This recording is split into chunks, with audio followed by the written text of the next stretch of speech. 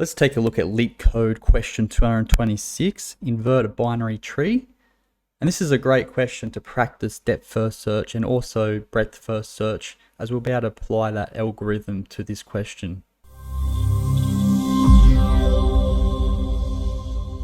Given the root of a binary tree, invert the tree and return its root. So let's have a look at example 2 here first. You can see that we've been given a binary tree and the first node is 2, and then we've swapped the children, so the 1 and the 3, they've been switched over. And then if we look at example 1 here, the root stays the same, but if we take a look at this left node here, we swap that with the right node here, and then also those children, they swap their nodes as well. So now that 2 is over on this right hand side now, it had children of 1 as the left and 3 as the right. Well, now it has 3 as the left and 1 as the right, and that's true for the 7 as well. So this is a binary tree, so it means that there's going to be either 2 nodes as children or no nodes as children's. And make sure you check out the tree video, and also make sure you check out depth first search and breadth first search, because we're going to use those algorithms as they underpin this inverting the binary tree. Let's first have a look at depth first search. So in depth first search, recall that we have recursive calls to be able to push to the call stack the latest the values there. So what we can do is we can basically say, well, we need some sort of exit condition. So we need to say, well, if the root is equal to null, what we can do is we can simply return null here. And then what we can do is we can simply loop, we're going to loop through recursively rather than using a loop, but we can swap the children elements. So what we can say is we can say that root left, we want that to be equal to root right, and then root right we want to be equal to root left. So we can do something like this here, where we swap the two in an array. So with this approach you don't have to use a temporary variable. And then what we can do is we can say, well, what we want to do is we just want to do a recursive call for each of the children. So I can just go ahead and I can call invert tree here, which will call itself, and it will do that for both the left and the right. And then after it makes it through that, we can return the root here. So what's happening here, and I might delete this code up here, because we should be familiar with what a tree is by now. What we're doing here is we're swapping the children. So we're swapping the left and the right nodes with one another. And then we're calling the invert tree on both of those. So when you call invert tree, that's going to call itself again. And then it's going to swap the children again.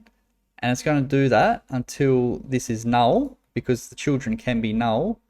So when you swap them, they're going to be null. And then when you invert them, they're going to be null. And then if they're null, it's going to return null. If they're not null, it's going to continually go through this tree inversion until it reaches the maximum depth it can reach. And in that case, all of the children, they would have been swapped with one another for each node. So that effectively inverts the tree. So one thing to note about this here is, yes, we don't need to use a temporary variable to do this, but because we need to be careful, because we're using a root here, which is a whole tree node, which is a node and then all of its children's nodes and all those children's node. So this is actually quite expensive to do in terms of memory and even allocation. So rather than doing this approach here that you'd probably do in your everyday coding, we will actually add a temporary variable here. So instead of this, we can have a constant variable. So I'm just going to call it temp, and I'm going to set that equal to the inversion tree of the left here. And then I'm going to have this here again. But what I'm going to do is I'm going to assign the left to equal to the invert tree of the right.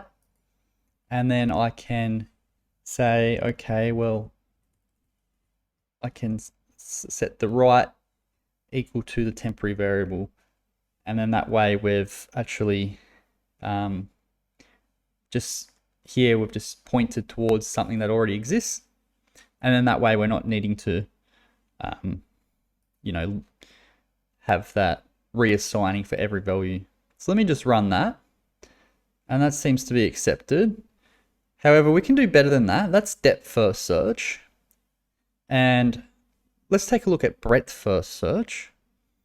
So let me just minimize this console. So in breadth first search, rather than recursively calling to the call stack and performing an operation like that, we can make use of the queue data structure. So since we need to go through all of the nodes anyway, we want to swap them, breadth first search is going to be a little bit better, because rather than making recursive calls, it's just going to loop through each of the layers there for the children. So all the child nodes for each node. So the way we can do this is we can once again check if the root is null, in which case we would return null, and we can return the root. But we're going to make use of the queue data structure. So I'm just going to call this queue, and this is just going to be an array, but it could symbolize a queue data structure. So what we can do here is firstly we can just push to the queue, which is the same as in queuing it because there's no elements in it. And we're just going to put the root node in there. And then we're just going to loop through while the queue has length. We're going to continue to try and swap things around. So since we're dealing with a queue data structure, what we can do is we can call shift. And what shift does is it takes the first element off, and then we're going to want to take hold of that. So I'm just going to have a current variable here, which is going to be queue.shift here, like this. So essentially, let's say the root node is 1. We're pushing here. This is going to be 1 here like this. And then shift, what that does is it mutates the array. So the new array will be an empty array like this, but it takes that value 1 and then assigns it to current here. So we know 1 has the children 2 and 3. So what we can say here is we can once again, we could firstly, just to make things simple for now, we could do our swap here, where we swap the right and the left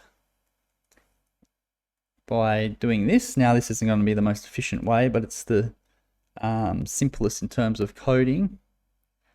And then we're going to adjust this shortly. And then what we can say is, well, if the current left, if that's true, meaning there's a child on the left, we can push that to the queue. And similarly for the right, if the right is present, we can push to the right there like that. And just to optimize this a little bit, rather than doing this reassigning, because you need to take a copy of these variables, put them in, and it represents a whole data structure. So if you're doing something like this for entire data structures, it's often better to use like a temporary variable. So what we can do here instead is we can say, well, we can say we'll let L be the left pointer, which is going to point towards the current nodes left, so that's going to be 2 if 2's the child to the left of 1. And then we're going to say, well, we'll let r equal to the current dot right here.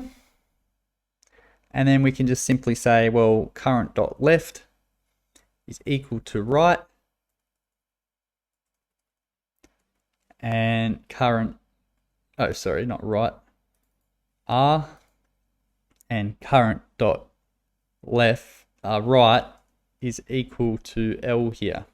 So this way we haven't need to assign more memory, we've just reassigned our pointer. So we have a pointer pointing towards this and a pointer pointing towards that. And then we can just change it like that. So let's look at this with as the child of 2 this time. So we've handled the case 1. Now we're looking at the left, which is 2, and the right, which is 3. Then we've swapped the left and the right. So the left is now 3 and the right is 2. And then we push those to the queue. So 2 gets pushed to the queue. Well, actually, firstly, left gets pushed to the queue, which is now 3, and then 2.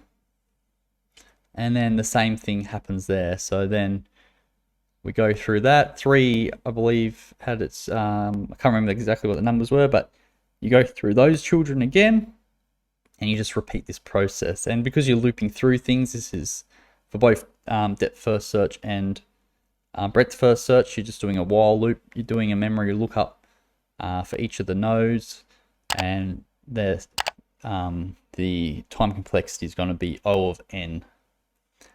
So let's just go ahead and submit this code here. Okay, so it seems to work all well and nicely.